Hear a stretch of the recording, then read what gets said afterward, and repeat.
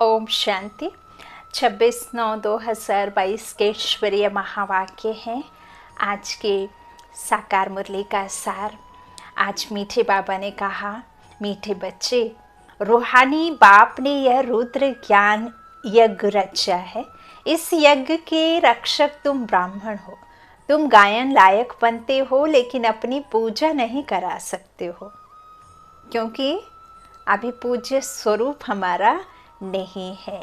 अभी ब्राह्मण स्वरूप है, और पूज्य स्वरूप तब होता है जब हमारा यह पतित तन या पुरानी जुत्ती है ना, ये पुरानी खाल हमें पावन मिलती है। अभी तो ये खाल पतित है। भल आपने ज्ञान लिया, ज्ञान को धारण किया, स्वरूप भी बने, 5 विकारों से आत्मा को आपने दूर भी रखा, लेकिन आपका तन तो कुख वंशावली ही है ना, तो इसलिए आपकी अभी पूजा नहीं हो सकती। तो अभी आप क्या बने हो? गायन लायक बनते हो, है ना। प्रश्न है मुरली का, तुम बच्चों में जब ज्ञान की पराकाष्ठा हो जाएगी तो उस समय की स्थिति क्या होगी? उत्तर, उस समय तुम्हारी स्थिति अचल अडोल होगी। किसी भी प्रकार के माया के तूफान हिला नहीं सकेंगे। तुम्हारी कर्मातीत अवस्था हो जाएगी। अभी तक ज्ञान की पूरी पराकाष्ठा ना होने कारण माया के तूफान, स्वप्न आदि आते हैं ना। यह युद्ध का मैदान है। नई नई आशाएं प्रकट हो जाएंगी, परंतु तुम्हें इनसे डरना नहीं है। बाप से श्रेय मत ले, आगे बढ़ते रहना है। गीत है, तुम्हें पाके हमने जहां पा लिया। ओम शांति। गीत तो बच्चों ने बहुत बार सुने हैं, अब उनके अर्थ में टिकना है। क्या वाकई में सिर्फ गीत गाना है, या बाबा को पा करके और कुछ हमारी इच्छा बाकी रही ही नहीं है ना। तो अब उसके अर्थ में टिकना है। लक्ष्य को पकड़ लिया है कि अभी हम बेहद के बाप से बेहद का वर्षा ले रहे हैं, जिसको आधा कल्प से याद किया है। रावण वर्षा छीनते हैं, दुनिया वाले इस बात को नहीं जानते। तुम बच्चे जानते हो, यह रुद्र ज्ञान यज्ञ है, कोई मनुष्य का नहीं। प्रजापिता ने यह यज्ञ नहीं रचा है। यह प्रजापिता का यज्ञ नहीं है। यह किसका यज्ञ है? रुद्र ज्ञान यज्ञ, ज्ञान सागर बाप का, बेहद के बाप का, है ना। इनके द्वारा रचना जरूर कराते हैं, लेकिन यह प्रजापिता यज्ञ को नहीं रचते हैं। तो यह रुद्र यज्ञ है। ज्ञान सागर अथवा शिव ने यह यज्ञ रचा है। यज्ञ तो अनेक प्रकार के रचते हैं ना, जैसे दक्ष प्रजापति कहते हैं। अब दक्ष प्रजापति तो है नहीं, ब्रह्मा है प्रजापिता। समझा बाबा क्या समझा रहे हैं? जो हमने सुना कि दक्ष प्रजापति जो यज्ञ रचते, तो बाबा कहते वो तो अब है नहीं। तो यहाँ तो ब्रह्मा है प्रजापिता, तो दक्ष प्रजापति अक्षर नाम कहाँ से आया? बाप बैठ समझाते हैं, यह रॉन्ग बनाया हुआ है। जो मन में आया सो कह दिया, कहीं का कहीं अर्थ रख करके कुछ भी जो मन में आया सो उसका निकाल करके अर्थ लिख दिया। अब बाबा कहते वह रॉन्ग है। हाँ, शास्त्रों में भी लंबी चौड़ी कथाएं लिख दी हैं। अब बाप कहते हैं जो भी सुनते आए हो सब भूलो, मैं जो तुमको सुनाता हूँ वह सुनो। प्रजापिता तो एक ही होगा ना। जो भी यज्ञ रचते हैं वह सब है मटेरियल यज्ञ। जो मटेरियल यज्ञ माना झूठा चढ़ावा, झूठा उसमें हवन में डालते हैं, और वो तो दुख का कारण ना ही समझते, और ना ही उस झूठे यज्ञ से, ना ही उस मटेरियल वाले यज्ञ से आप जो चाहते हैं वो आपको प्राप्ति ही नहीं होगी, क्योंकि वो यज्ञ तो मटेरियल यज्ञ है। अब आप उसमें स्थूल चीज़ें चढ़ाएंगे तो वो तो है ही नहीं दुख का कारण, है ना। दुख का कारण तो है ही हमारे अंदर आत्मा में जो आए विकार हैं, जो रावण राज्य में हमें माया अर्थात 5 विकार मिले, जिससे हम दुखी हुए। अब वो दुख का कारण हम समझें, और जब वो दुख के कारण को समझकर फिर हम उनको निकालें, असली इस योग अग्नि में हम इन सब विकारों को दग्ध करें, तब फिर हम पवित्र बने, तब फिर हम दुख से छूटे। तो बाबा कहते वह सब जो भी यज्ञ आदि रचते वो तो मेटीरियल यज्ञ है, यह है रूहानी बाप का रूहानी यज्ञ। इसमें भी ब्राह्मण चाहिए। वह ब्राह्मण तो हैं कुख वंशावली, तुम हो मुख वंशावली, है ना। फिर शेर के मुख से दिखा दिया, तो यहाँ कोई शेर के मुख से कैसे कोई निकलेगा, है ना। तो बाबा कहते हैं तुम कुख वंशावली नहीं हो, तुम मुख वंशावली ब्राह्मण हो। मुख वंशावली कब पुजारी हो ना सके, तुम पूज्य बनते हो, वह है पुजारी। तुम गायन लायक बनते हो, तुम्हारी पूजा अभी नहीं हो सकती। अगर देहधारी की पूजा करते हैं तो यह रॉन्ग है। पवित्र हैं ही सतयुग में देवताएं। हिंदुओं की रस्म रिवाज है जो स्त्री को कहा जाता है पति ही तुम्हारा गुरु ईश्वर सब कुछ है, तो पति के चरण धोकर पीती है। आजकल तो वह रिवाज नहीं है। सिविल मैरिज में यह अक्षर नहीं निकालते हैं कि पति तुम्हारा गुरु ईश्वर आदि है। यह सब है ठगी। इसलिए चित्र भी ऐसा बनाया है कि लक्ष्मी नारायण के पांव दबा रही है, समझते हैं वह भी यह सब करती थी। हिंदू नारी को यह करना चाहिए। हाफ पार्टनर से यह धंधा कराया जाता है क्या? कराया जाता है क्या? बाबा कहते हैं किस्म किस्म के होते हैं, तो जो रस्म रिवाज देखते हैं वह चित्र बना देते हैं। अब कोई भी जो कृष्ण सतयुगी प्रिंस है, जो सतयुग में कृष्ण आएंगे, उनको तो कोई देख ना सके। वो तो जो जिसके मन में उस कर्मातीत अवस्था, जो तमो प्रधान से सतो प्रधान बन, वो सतो दुनिया में जो फर्स्ट में आते हैं, पहले नंबर पे आते हैं, सतो प्रधान बाल्यावस्था में रहते हैं, एकदम प्योर आत्मा, है ना।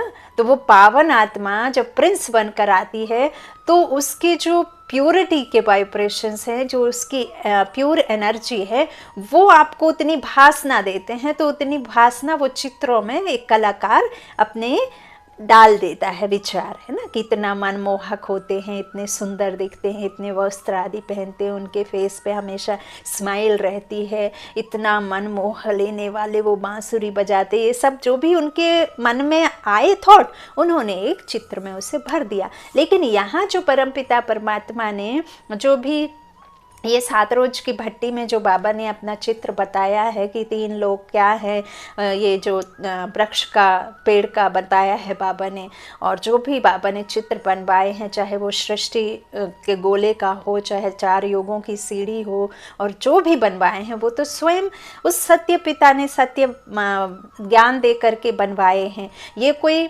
आप मनुष्यों की, हम मनुष्यों की किसी की भी ये हो नहीं सकती कि आपकी इसमें विचार डाल दिए हो, नहीं। ये स्वयं ईश्वर के कहने अनुसार बने हुए हैं। और ये एक एक बात, एक एक चित्र, एक एक महावाक्य एकदम सत्य है।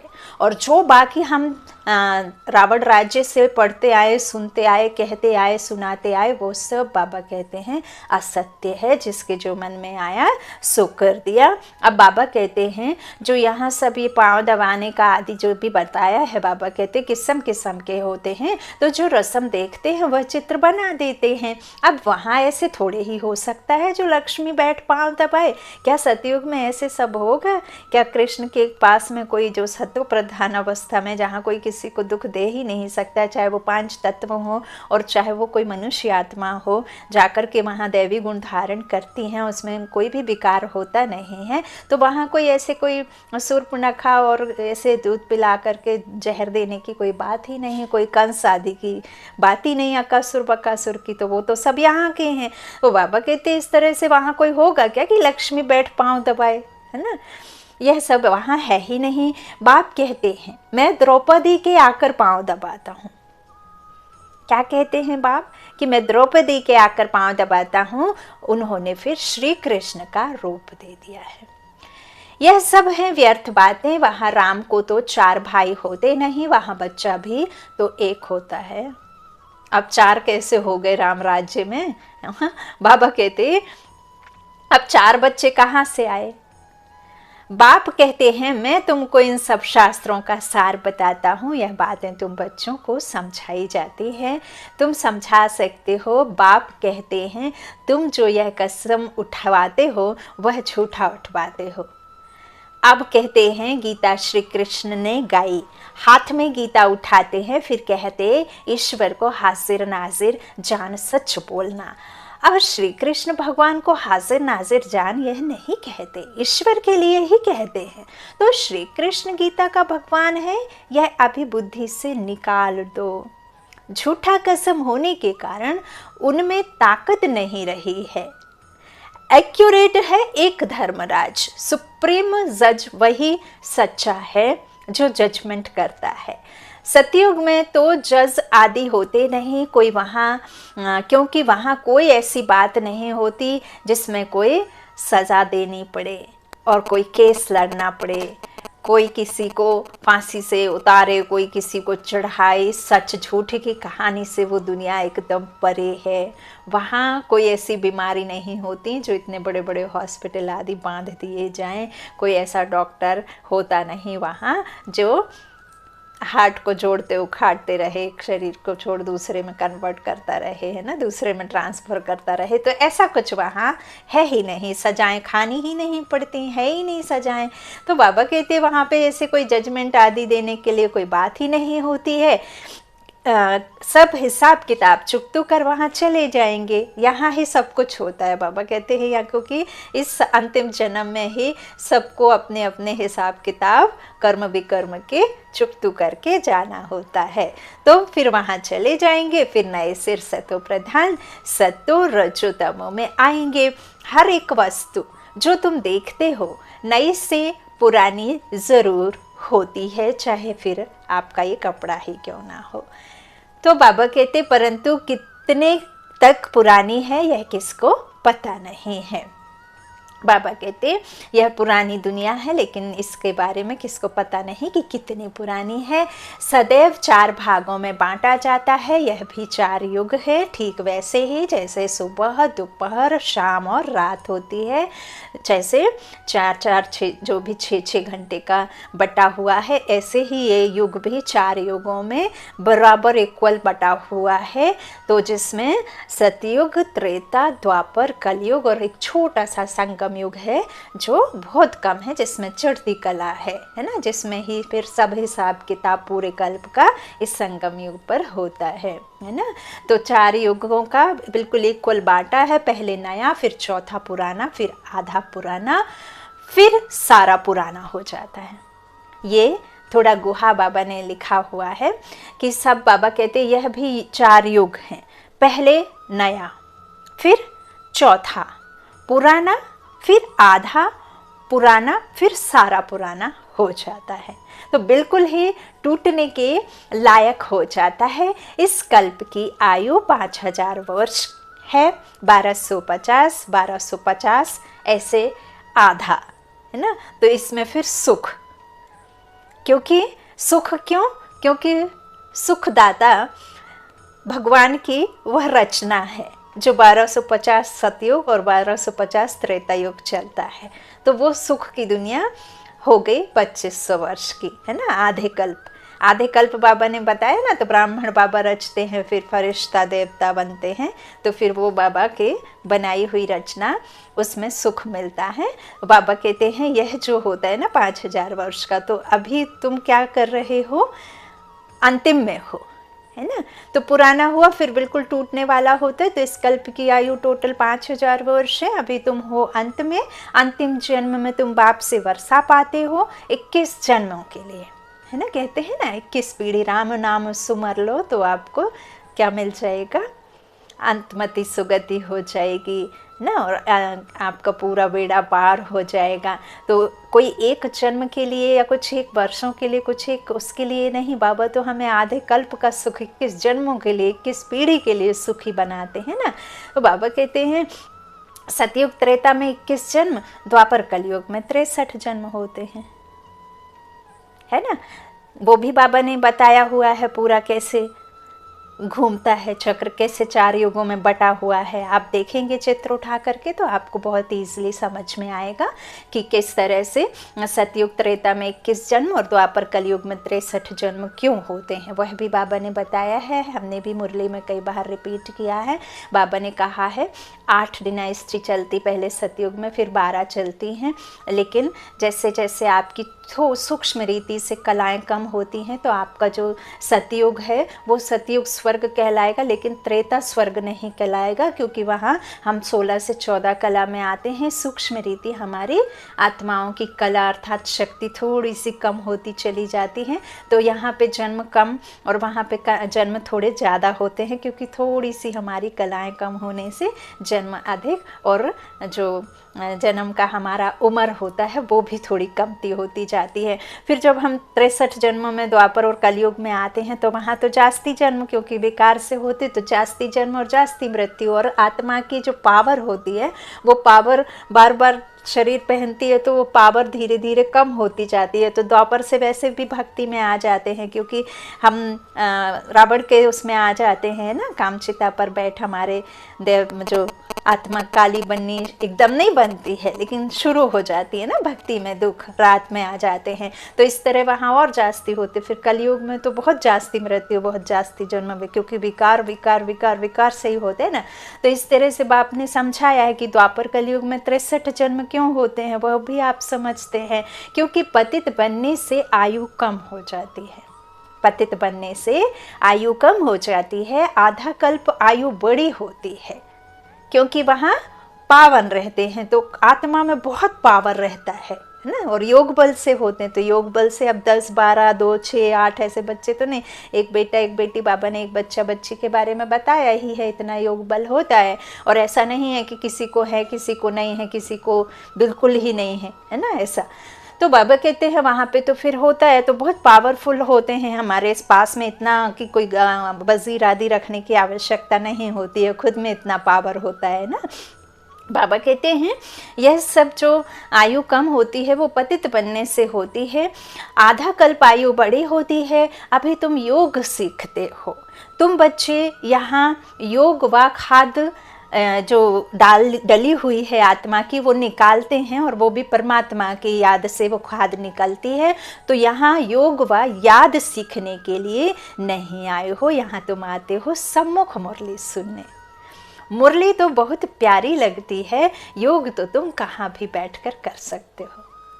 बाबा के बच्चे बाबा के सम्मुख मुरली सुनने आते हैं, और पिता की याद तो कोई ज़रूरत नहीं है कि आप सेंटर जाकर के ही उस परमात्मा को याद करें, वो तो आप कहीं भी कर सकते हैं। मंदिर, मंदिर कहते हैं ना, मंदिर अर्थात आपके मन में एक भाव रहता है, वो भाव को हम लेकर के कहाँ जाते हैं, इन करते हैं। अपने मन के अंदर के भावों को बाहर निकालने के लिए मंदिर जाते हैं, है ना, क्योंकि उन मूर्तियों के सामने हम सब वही कहते हैं।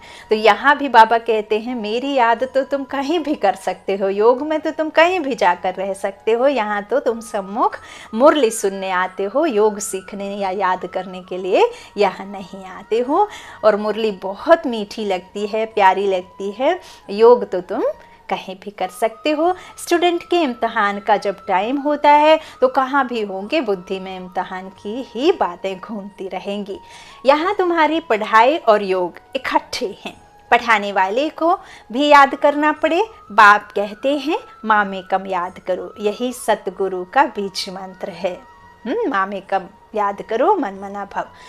भूल से श्री कृष्ण का नाम डाल दिया है, सन्यासी आदि तो श्री कृष्ण को याद करते नहीं हैं, बाकी किसने कहा मन मना भव। तत्व व ब्रह्म तो नहीं कह सकता, बाप इस मुख का आधार लेकर के कहते हैं बच्चे माँ में कम याद करो, इस आत्मा से मुझ परमात्मा को याद करो। यह सब पॉइंट्स बुद्धि में धारण करनी होती है, फिर समझाना होता है। कांग्रेसी लोग कितना आवाज़ से बोलते थे, उन्हों का लीडर था बापू जी, बापू गांधी बापू।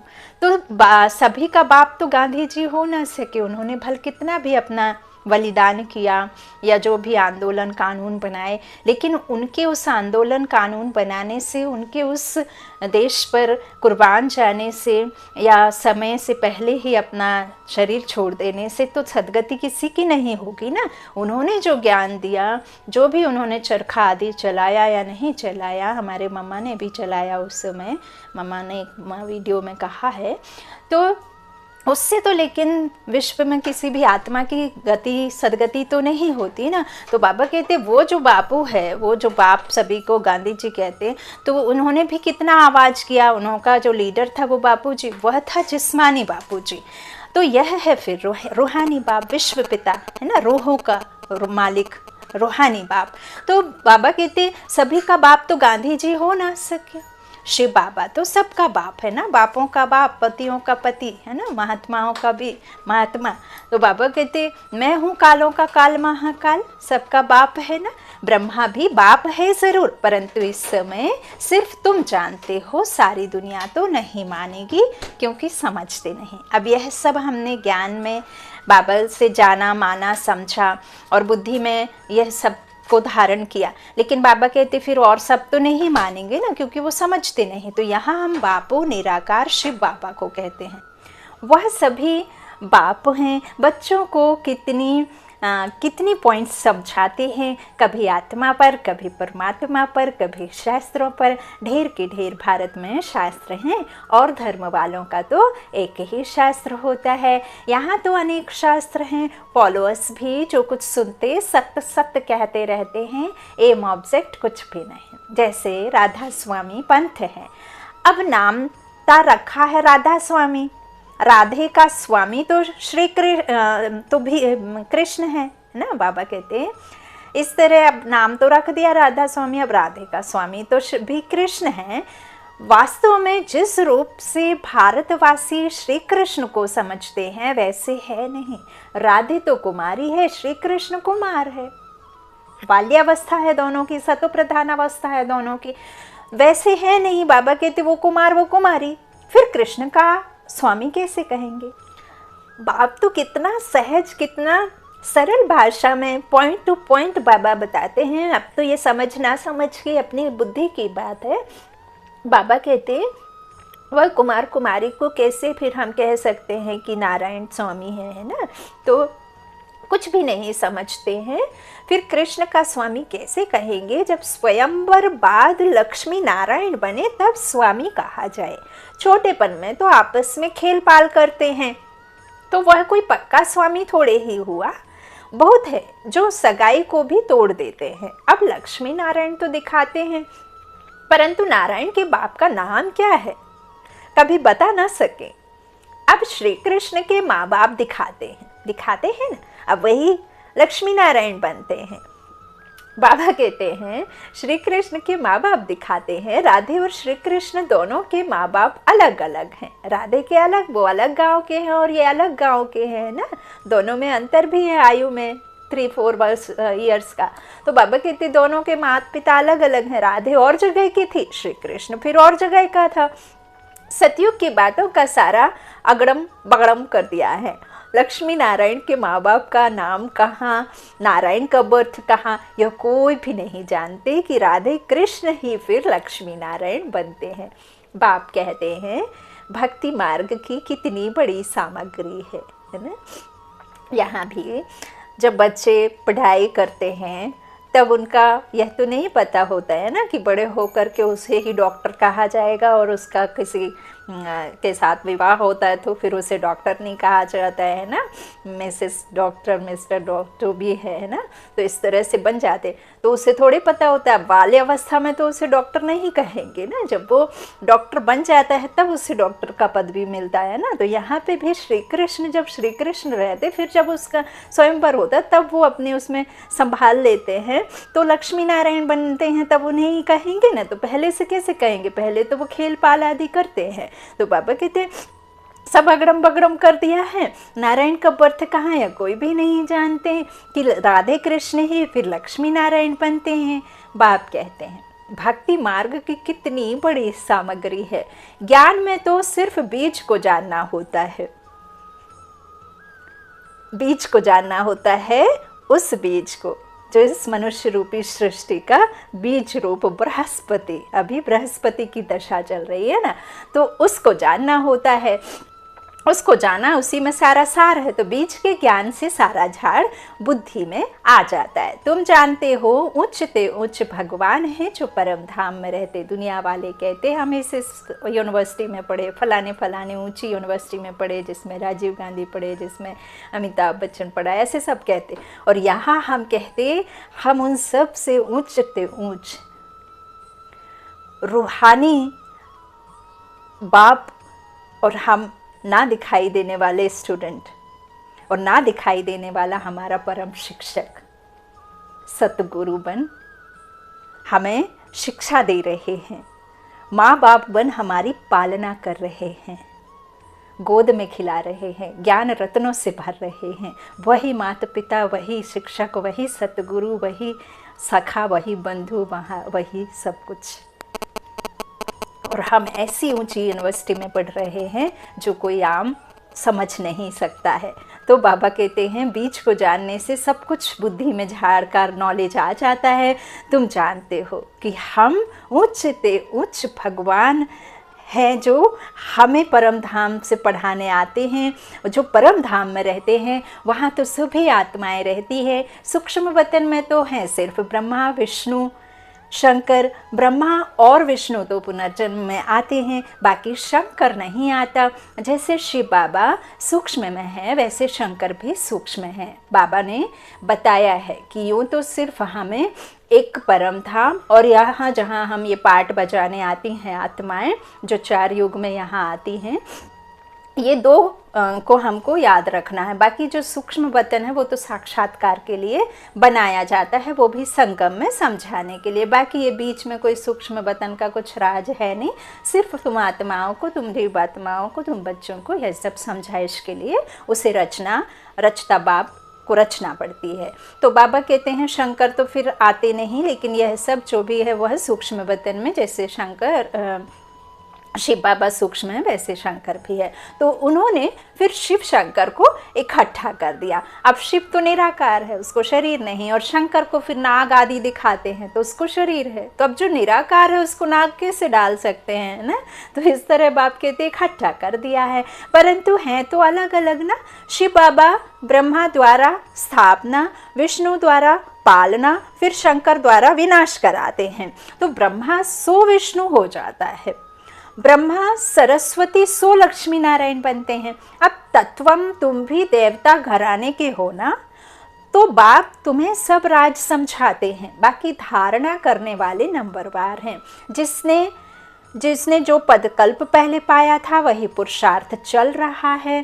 पुरुषार्थ बिगर प्रारब्ध बन ना सके, पुरुषार्थ से समझा जाता है। कल्प पहले भी इसने इतना किया था। अभी तुम्हारी पढ़ाई चल रही है, रुद्र माला विष्णु की माला गाई जाती है, बाकी ब्राह्मणों की माला है नहीं, क्योंकि ब्राह्मणों की स्थिति ऊपर नीचे होती है, मन डबाडोल होता है। कोई कसम खाते हैं पवित्रता रहने की, पवित्रता को धारण करते हैं, फिर माया आती है, ग्रहचारी बैठती है, गिर जाते हैं, ऊपर नीचे स्थिति होती है, इसीलिए उनकी माला नहीं गाई है।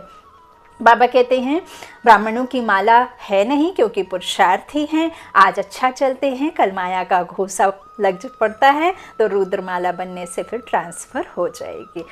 ब्राह्मण तो पुरुषार्थी हैं, आज अच्छे चलते हैं तो कल गिर पड़ते हैं, तो माला बन ना सके। आगे माला बनती थी, फिर 3-4 नंबर में आने वाले आज हैं नहीं। यह युद्ध का मैदान है ना। कुछ भी बात समझ में ना आए तो पूछो, क्योंकि तुमको औरों को भी समझाना है। कच्चे जो हैं वह मूंछ पड़ते हैं। ब्राह्मणों में भी नंबरवार है। कोई तो पूछते भी हैं कि बाबा ने तो समझाया है माया के तूफान बहुत आएंगे, तो हम उन पर कैसे विजयी बने। अनुभवी टीचर ना हो तो कैसे समझा सकेंगे। अब माया के तूफान आएंगे तो आ गए तो हम गिर गए, ऐसे थोड़े ना है। माया के तूफान आएंगे, लेकिन आपको यदि निश्चय है तो वो माया का तूफान आपको झकझोरेगा नहीं, सिर्फ आपको हिलाता है ना। आपकी अचल अटोल अवस्था को देख करके वो फिर वापस चला जाता है ना। तो यह सब बाबा कहते फिर इसके लिए कैसे विजयी बने, तो अनुभवी टीचर ना हो तो कैसे समझा सकेगी, वो खुद मूंझ जाएगी। बाप समझाते हैं यह माया के तूफान स्वप्न आदि सब आएंगे। स्वप्न में भी बाबा ने कहा जो आपके पुराने विकर्मों के हिसाब है ना, वो स्वप्नों में भी आकर के आपको माया कैसा करेगी, अपनी ओर खींचेगी। संकल्पों में भी आएंगे, स्वप्न में भी आएंगे, क्योंकि वो सब आपका हिसाब जो पुराना है उसको कैसे ना कैसे आपको कहीं ना कहीं से कैसे ना कैसे तो चुप तो करना ही है। तो बाबा कहते स्वप्न भी आएंगे माया के। जब तक ज्ञान की पूरी प्रकाष्ठा आ जाए, कर्मातीत अवस्था हो, इस समय तो बहुत आएंगे, बूढ़ों को और ही जवान बना देंगे, नई नई आशाएं प्रकट करेंगे। तुम कहेंगे आगे तो कभी ऐसे ख्याल भी नहीं आते थे। अब बाबा यहाँ साफ साफ विकारों की बात कह रहे हैं कि उनको और आशाएं जागेंगी, प्रकट होंगी, और वो फिर ऐसे ख्याल करेंगे कि ऐसे तो मुझे कभी सोचा भी नहीं, ख्याल भी नहीं आया, अब ऐसा कैसे। तो ये तो होना ही है। बाबा कहते अब आपका निश्चय देखो कि आपको उसके ऊपर निश्चय है कि नहीं, आप सीट से अपसेट हो रहे हैं या सीट पर सेट है, हिलडुल तो नहीं रहे। तो बाबा कहते अरे युद्ध के मैदान में तो तुम अभी आए हो। वैद्य लोग कहते हैं कि इस दवाई से बीमारी सारी बाहर निकलेगी, पहले निकलती है फिर वो ख़त्म होती है। तो बाबा अनुभवी है ना, तो सब कुछ बतलाते रहते हैं। इससे ज़रा भी डरना नहीं है। कहते हैं ज्ञान में आने से तो पता नहीं क्या हो गया है, इससे तो भक्ति अच्छी। बाबा तो कहते हैं भल जाओ भक्ति में, वहाँ तुमको यह तूफान नहीं आएंगे। बाबा तो सब बातें समझाते हैं। रोज़ सुनने वालों की बुद्धि में पूरी धारणा होगी। जो कभी कभी सुनते हैं, जो बिल्कुल नहीं सुनते, तो वो हमेशा हर बात पे क्वेश्चन उठाते हैं, मूंझ जाते हैं। बाबा कहते मुरली तुमको मिलती रहेगी। मुरली पढ़ने की मिलिट्री में भी मना नहीं हो सकती, कोई मनाही नहीं है, ये तो कोई भी पढ़ सकता। मिलिट्री को थोड़े ही कहेंगे कि बाइबल व ग्रंथ आदि नहीं पढ़ो, सब पढ़ते हैं। उनके मंदिर भी होते हैं, तो मुरली कहाँ भी मिल सकती है। मंदिर भी होते हैं ना, एक मंदिर, गुरुद्वारा, मस्जिद है ना, सब कुछ होते हैं। एक ये भी होता है क्रिश्चियंस का चर्च।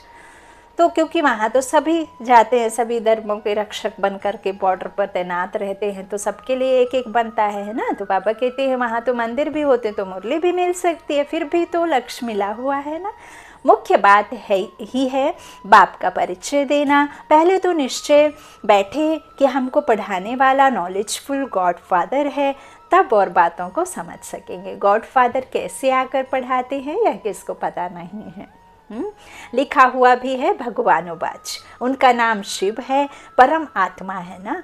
परम अर्थात सुप्रीम, सुप्रीम एवर प्योर, परे ते परे, जहाँ किसी मनुष्य की बुद्धि नहीं जा सकती, सबसे परे है ना। इस 5 तत्वों की दुनिया से पार एक दुनिया है। तो बाबा कहते हैं परम अर्थात सुप्रीम, परम धाम में तो सब रहते हैं।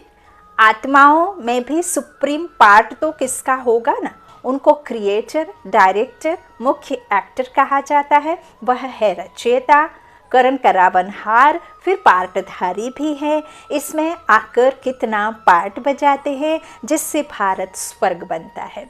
उच्च ते उच्च बाप शिव बाबा आया है, क्या आकर किया, कुछ भी नहीं जानते। कल्प की आयु ही लंबी कर दी है। बाप कहते हैं मुझे आना ही है कलयुग अंत और सतयुग आदि में, कलयुग के खत्म होने में और सतयुग की शुरुआत में। तो सतयुग में लक्ष्मी नारायण का राज्य था, पावन दुनिया थी।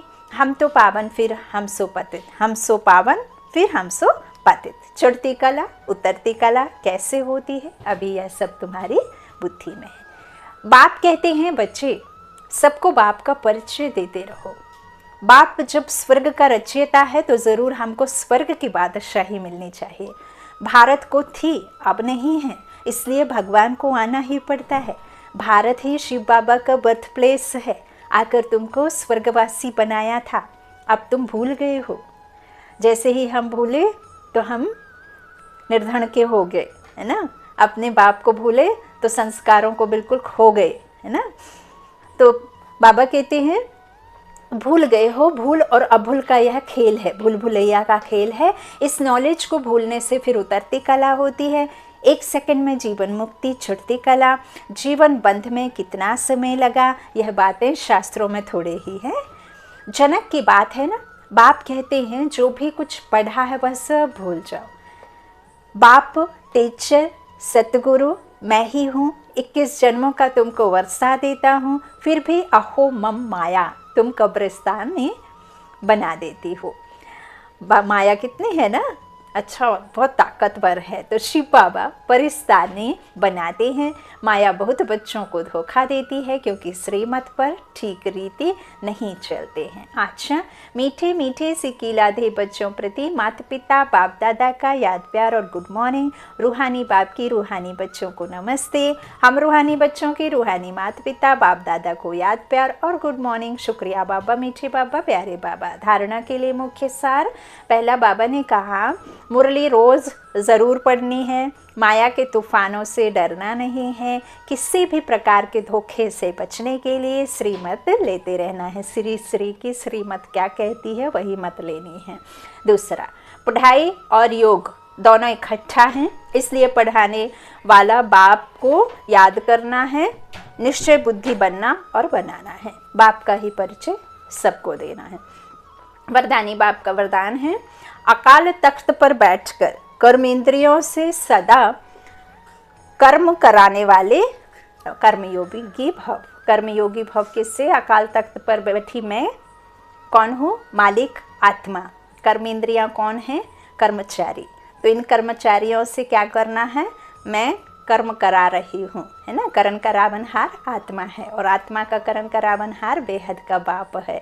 तो कर्मयोगी वह है जो अकाल तख्त नशीन अर्थात स्वराज्य अधिकारी और बाप के वर्षे के राज्य भाग्य अधिकारी हैं, जो सदा अकाल तख्त पर बैठकर कर्म करते हैं, जो स्मृति में रहकर कर्म करते हैं कि मैं आत्मा हूँ, इस शरीर के द्वारा कर्म कर रही हूँ, करा रही हूँ। तो उनके कर्म श्रेष्ठ होते हैं क्योंकि सभी कर्मेंद्रियाँ लॉ और ऑर्डर पर रहती हैं। अगर कोई तख्त पर ठीक ना हो तो लॉ और ऑर्डर चल नहीं सकता।